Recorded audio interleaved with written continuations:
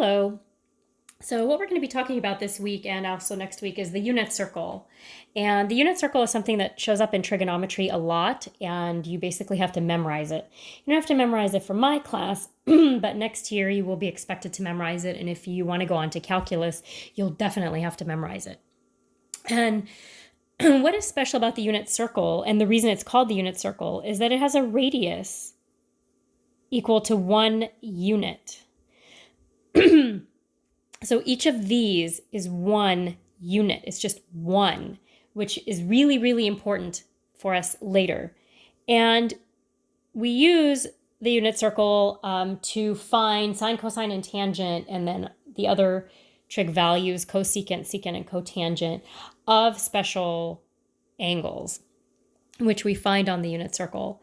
And what I'm going to do is I'm going to label some angles. I have 0, starting here, and then I go left. So I go up counterclockwise, and straight up is 90 degrees because that's a 90-degree angle right there.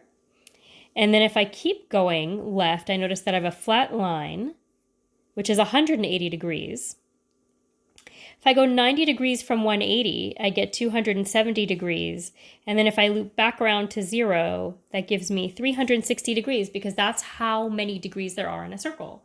And 0 and 360 are actually the same angle. And then I can start filling in other angles. For example, halfway between 0 and 90 is 45. And actually, I can find that here too. If I look halfway between 90 and 180, it's another angle that has 45 degrees off of 180 or 45 degrees from 90, and that's 135. And I can split this side in half as well. 180 plus 45 is 225. And this can be split in half as well. Another 45 degrees, 270 plus 45 is 315. And so I have 45 degrees, and then each of these little angles here are also 45 degrees from the bottom, from the x-axis. This is 45 degrees, and this is 45 degrees here, and this distance is 45, just like that distance.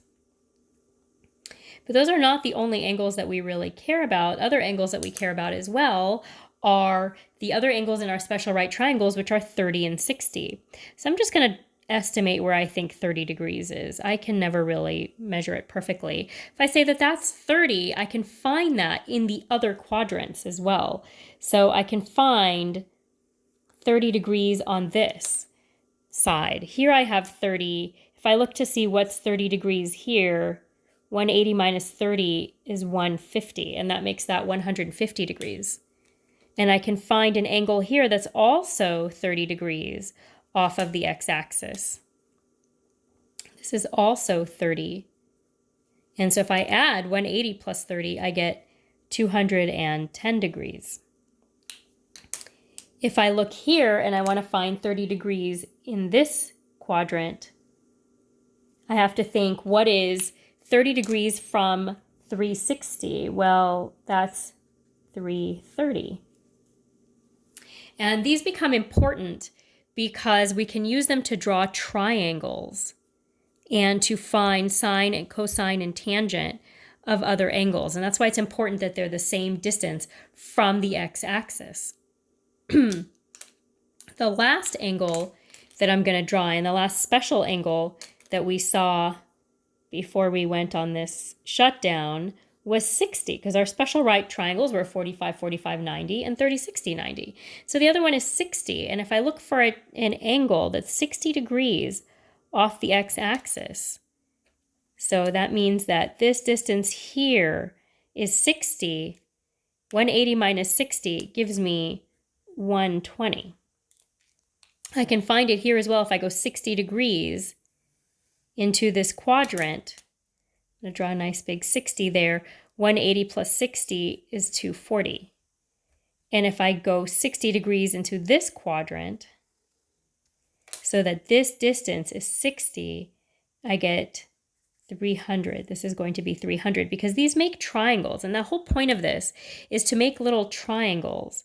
So I have my 45 degrees triangle. That's my 45 45, 90. I've got my little 30, 60, 90 triangle here. And I've got my 60, 30, 90. This triangle, 60, 30, 90. So I have my, basically all three of my special right triangles, and I've drawn them in each quadrant. What you're going to be practicing this week is picking out those angles on an online unit circle. So you're going to have a unit circle, and you're going to have to try to figure out what the angles are, and you'll be able to try it as many times as you want. It's free, and you don't have to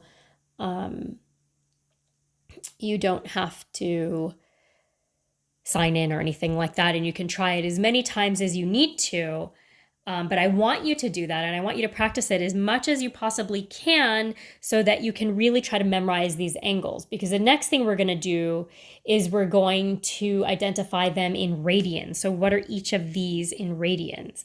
Before spring break, we were converting degrees to radians, and we're going to actually do that again because in trigonometry, a lot of the math that we do uses radians.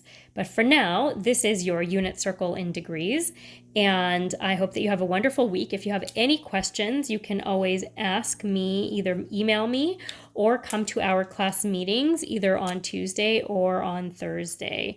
And you can look for that link in Classroom in our distance learning